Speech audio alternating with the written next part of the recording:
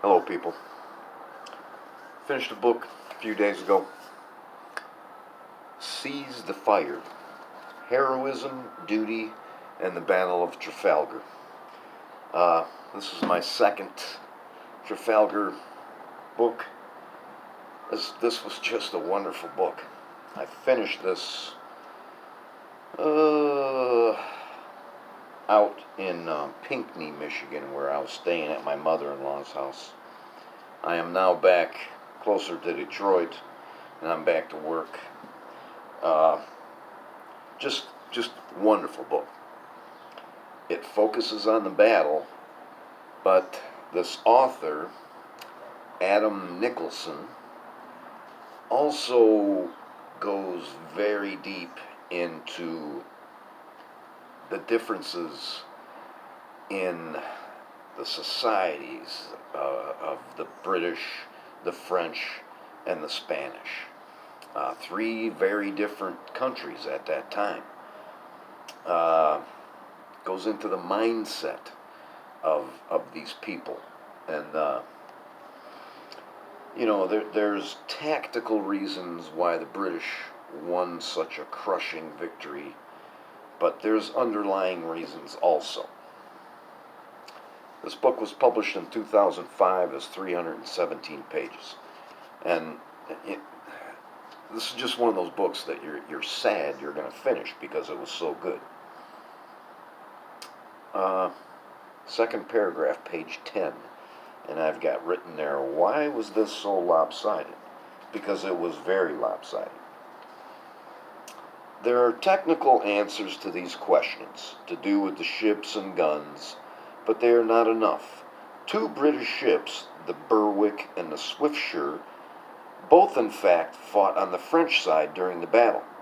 They had been captured from the British during the war. The British Belle Isle had begun life as the French Formidable, captured off the Breton coast in 1795.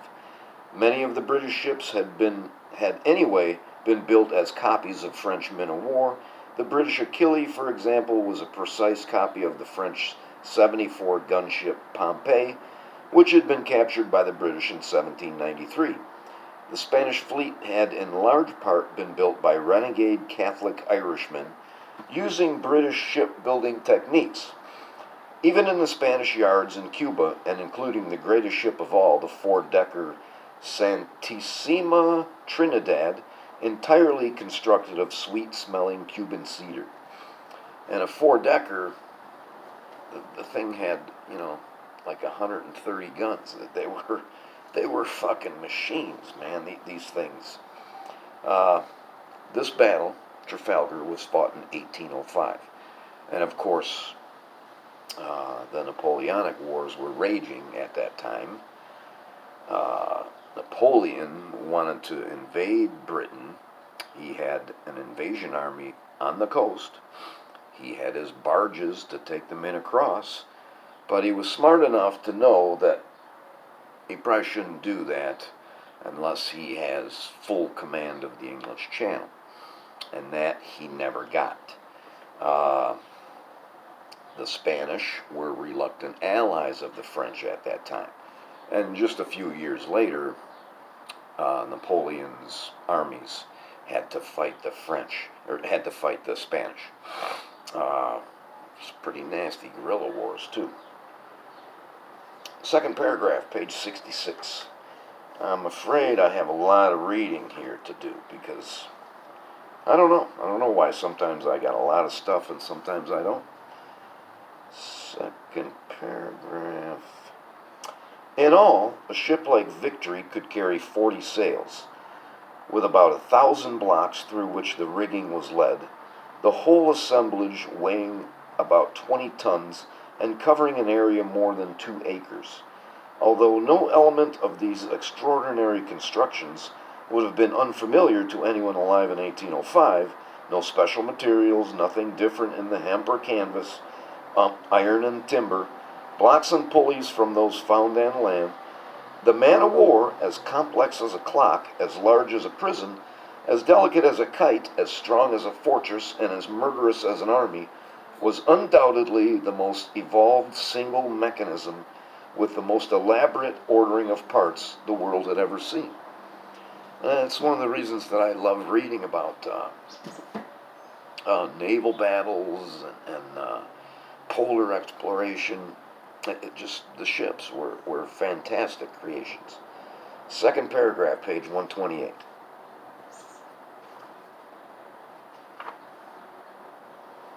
And this is, the book was full of first-hand accounts. And this is, something that they took from somebody's writings.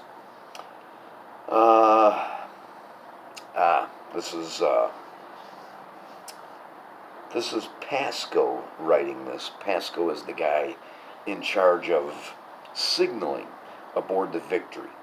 And he's relating a very famous conversation that he had with Nelson.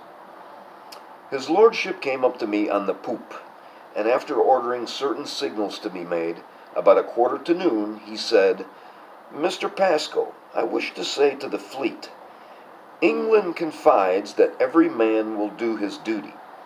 And he added, "You must be quick, for I have one more to make, which is for close action." I replied, "If your lordship will permit me to substitute expects for confides, the signal will soon be completed, because the word expects is in the vocabulary, and confides must be spelt." His lordship replied in haste, and with seeming satisfaction, "That will do, Pasco, make it directly." The other, well, actually, I think there's 2 other Trafalgar books that I've read. But one of them, the title is Every Man Shall Do His Duty. And then my note here says, my fin. Nelson had one of his arms cut off below the elbow. And he was wounded in action in the Canary Islands.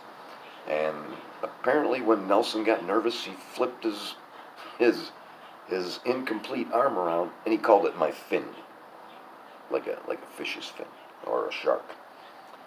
Bottom of 155, top of 156. This is, from a distance of a good mile away, the first shot from the French and Spanish fleet, aimed high, flew over the flagship. Henry Blackwood recorded his last minutes with Nelson. When Lord Nelson found the shot pass over the Victory, he desired Captain Prowse of the Sirius and myself to go on board our ships, and on our way to tell all the captains of line-of-battle ships that he depended on their exertions, and that if, by their mode of attack prescribed, they found it impracticable to get into action immediately, they might adopt whatever they thought best, provided it led them quickly and closely alongside an enemy. He then again desired me to go away, and as we were standing in front of the poop, I took his hand and said, "I trust, my lord, that on my return to the Victory, which will be as soon as possible, I shall find your lordship well, and in possession of 20 prizes." On which he made this reply, "God bless you, Blackwood. I shall never speak to you again." Prizes were ships that they captured, and the reason that they were able to row back to their ships is because this battle took so long to happen. They're only going like 3 knots, and they're trying to catch up to the combined fleet. And the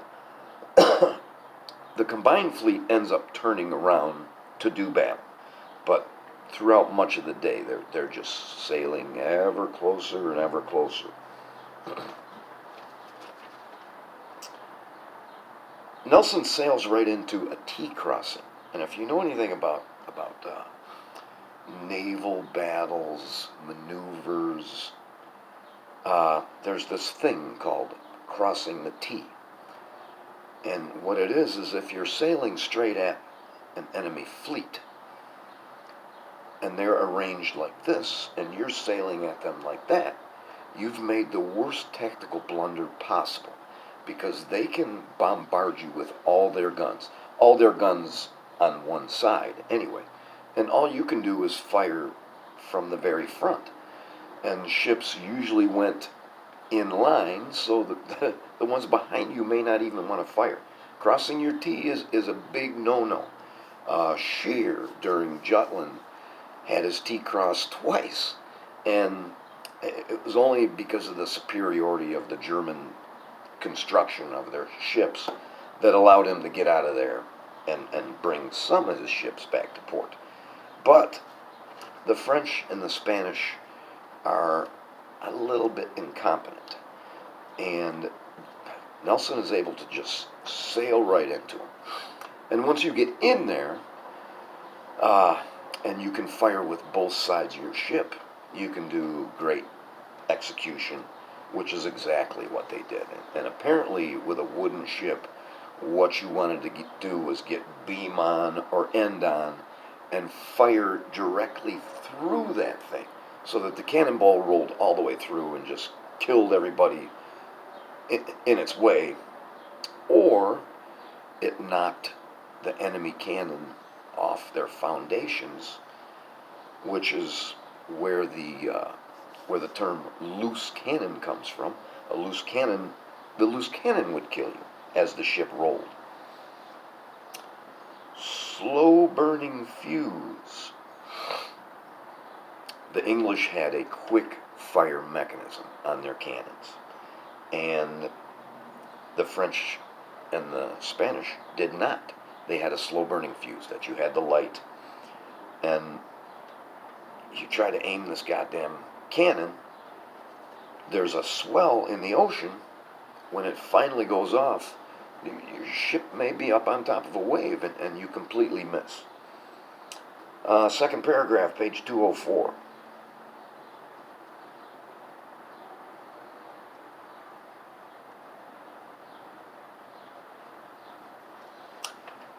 The shot began to pass over us and gave us an intimation of what we should in a few minutes undergo.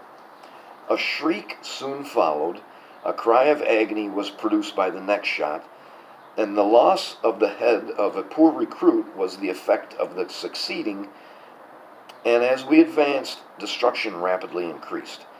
A severe contusion on the breast now prostrated our captain, but he soon resumed his station. Those only who have been in a similar situation to the one I am attempting to describe can have a correct idea of such a scene. My eyes were horror-struck at the bloody corpses around me, and my ears rang with the shrieks of the wounded and the moans of the dying. These ships, the combined fleet more than the British, would have half their crews killed. And the British, when there was a dead body, they just chucked it over the side. They didn't want the blood to make the deck any more slippery than it already was from the wounded people's blood. So there was no ceremony. They just threw them over, and any animals that they had too, goats, pigs, because they always carried live animals. Third paragraph, page 222.